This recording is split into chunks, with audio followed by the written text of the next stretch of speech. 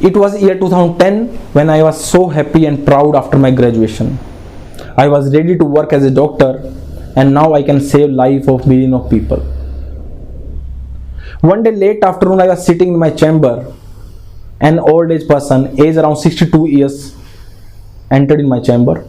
He was sitting in front of me. I can see so much doubts and so much sadness on his face. So I asked him, "Sir, what is troubling you?" He replied very politely, "Sir, I lost my son who was just 28 years old just a week ago due to cardiac arrest." He further added and asked me, even the doctor had 15 minutes to save his life, but they couldn't do it. "Sir, what could be the reason for that?" I started my analysis on such similar cases, and after studying so many cases, I came on one conclusion. The disease which was the reason for the death of that young guy was not started just 15 minutes back. It was started long years back. I came on one more conclusion that something can be done for sure to save life of such people. Yes, no doubt, every human being tries to eat the best of best food in their life. No one wants to eat unhealthy. Yes, we spend a lot of time in concerning about what is perfect diet, right? I want to tell you one thing here.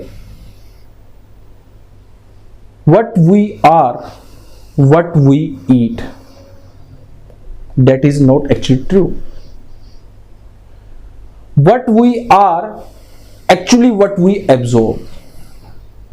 Why I am saying this? Even though you are eating the good food in your life, healthy food in your life, but if you are not following the healthy regimens, how to eat your food, how to develop good eating habits, maybe that food won't give you desired results of your life. So here I would like to ask few questions from all of you. How many of you ever eaten while driving your car? How many of you struggle with short restrictive diet plans in the long term? How many of you ever done binging while doing gossip with your friends? I am Dr. AMIT VERMA, MD Ayurveda and Panchakarma consultant, health and wellness coach, and masters in clinical nutrition dietetics. Yes, as we all know nowadays in our society, the lifestyle disorders are on the verge. Out of 3, every 1 people is suffering from one or other kind of lifestyle disorder. Ayurveda states that if you are eating food with healthy regimens, it is life for you.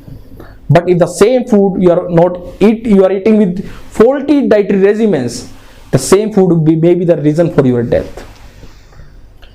Yes, with good food regimens, we can prevent many diseases. This is the power of diet. But always remember, healthy life starts with healthy food, and most important, with healthy dietary habits.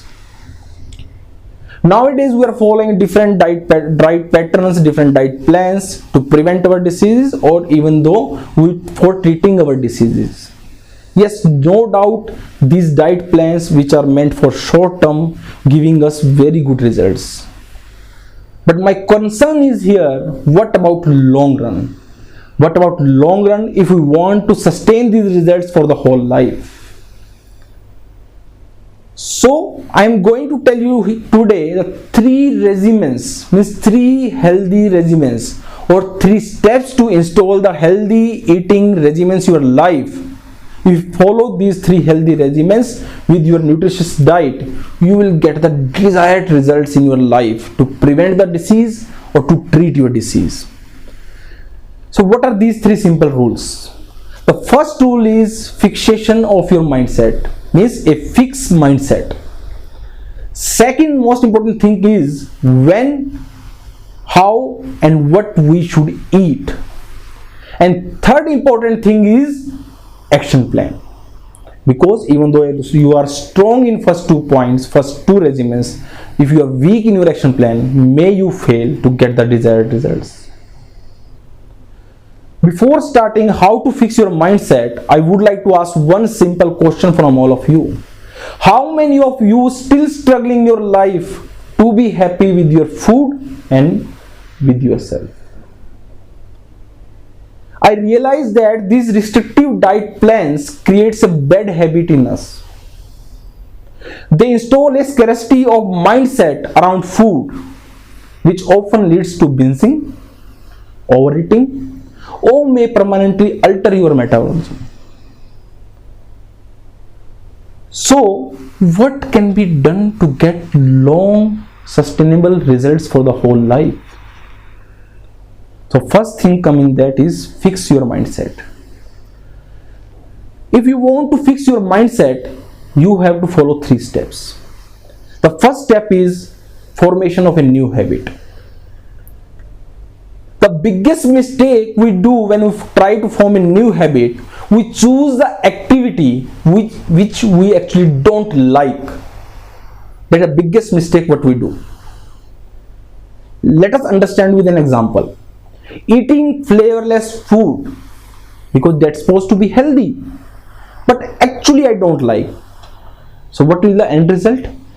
I will follow definitely to eat flavorless food, but maybe for short term, but in long term I will fail and the positive results won't be sustainable. We always believe that diet depends on the food, but actually diet depends on the person who is eating it. So always try to choose the activity for your habit which is really intrinsically enjoyable. You should feel rewarded.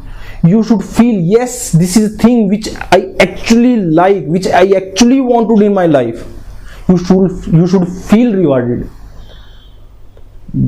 That is how you should form your habit. If you choose a habit which you actually don't like, these actually work against the mechanism of brain, how it forms the habit. Second important thing, for developing a mindset, you need mindfulness, or which I usually say mindful eating. Mindfulness gives you mental stability.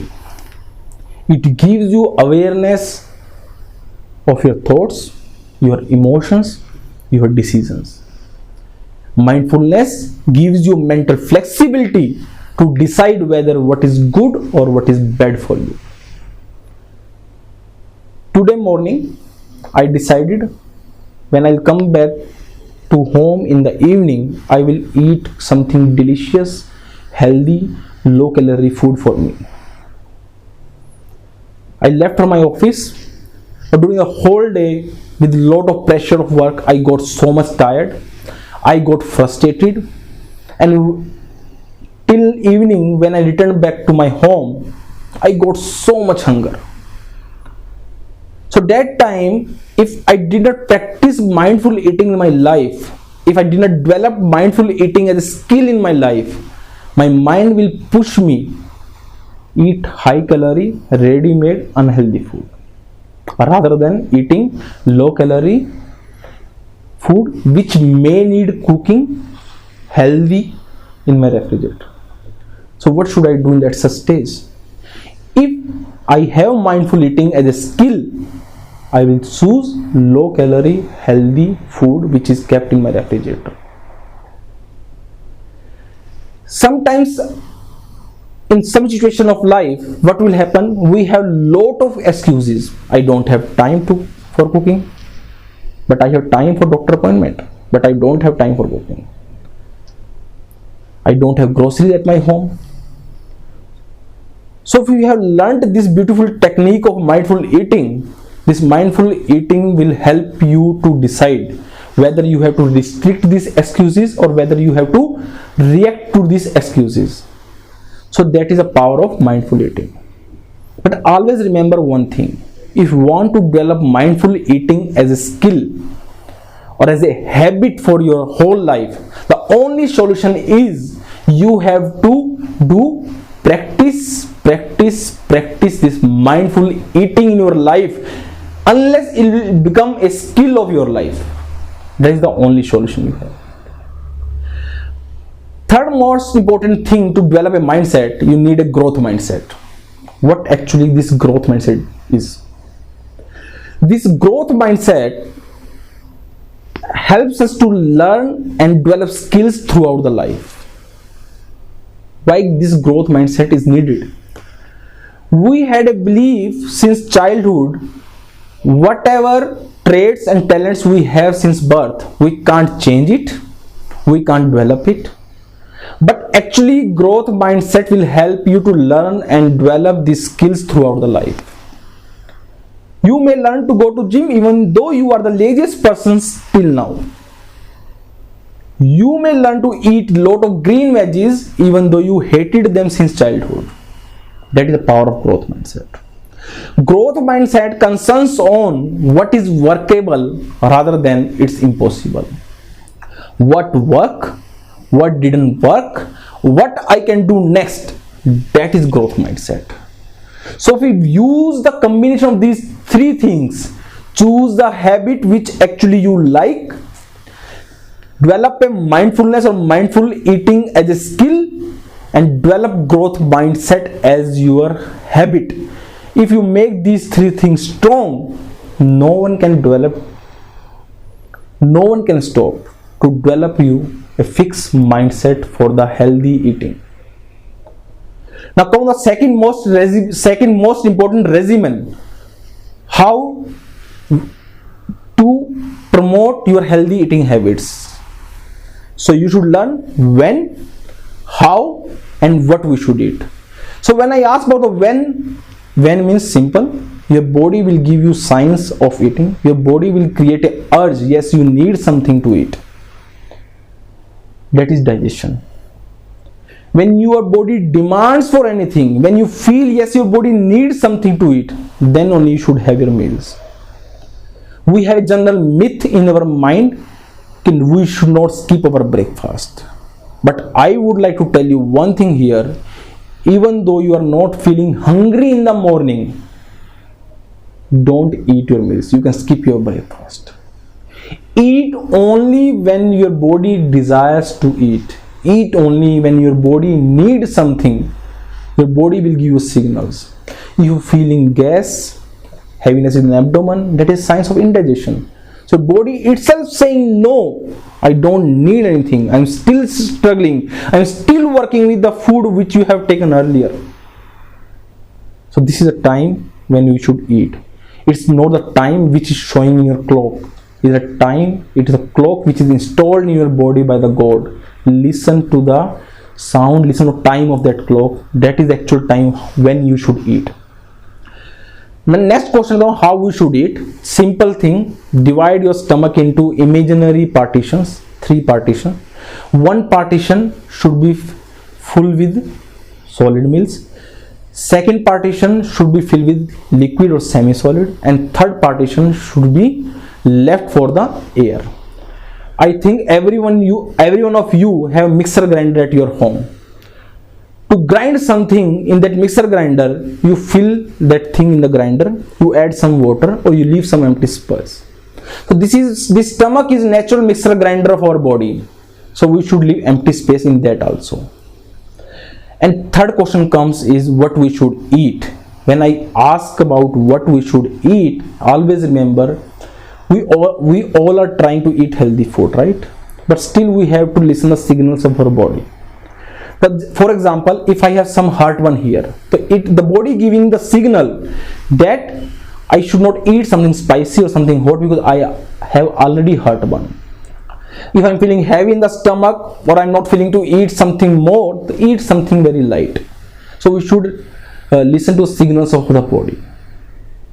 Combination of food. Sometimes we are eating too good healthy things, maybe milk or fish, both are healthy. The combination of both is not healthy. So we have to understand the combination of foods.